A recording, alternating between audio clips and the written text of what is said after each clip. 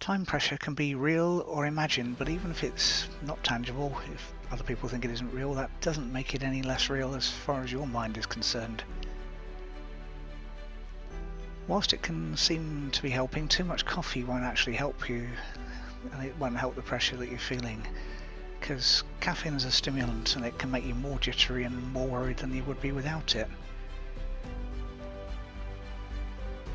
So cut down the amount of coffee you're drinking, even if it seems a bad idea initially. Then take a step back and ask yourself how real the time pressure you think is happening is. If it's an actual deadline, ask yourself who set the deadline and how fixed it is. Some deadlines have to be met. Others are a bit flexible, especially if there are extenuating circumstances or reasons for things change. So if unexpected things have happened, you might be able to get a reprieve and a time extension.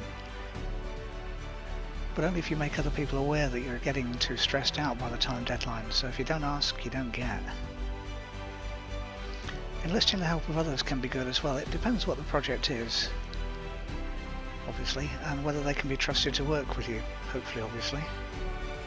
There's no point in getting extra help if you're going to be stressing about what they're doing as well as what you're doing. Or worse still, micromanaging the people you get to help you. Taking a break on a regular basis also helps. Whilst it's tempting to work through problems, a short break just to stretch your legs and drink some water, because keeping hydrated is a very good idea, can help you clear your mind and let you start fresh when you go back to the project after the short break. And do your best not to get sidetracked, even though sidetracking is easy, because with big projects there are just so many moving parts.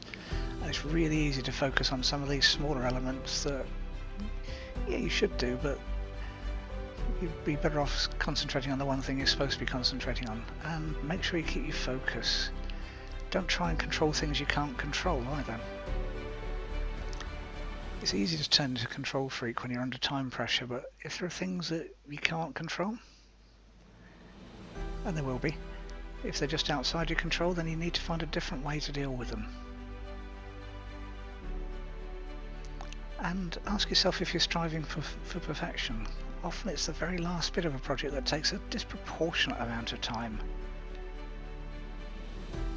Very often good enough is perfectly okay, and it takes a lot less time than going for that final tweak than the ones that aren't always needed or even appreciated anyway. Another thing to do is apply the 80-20 principle, and this basically says that 80% of the results will come from just 20% of the things you do.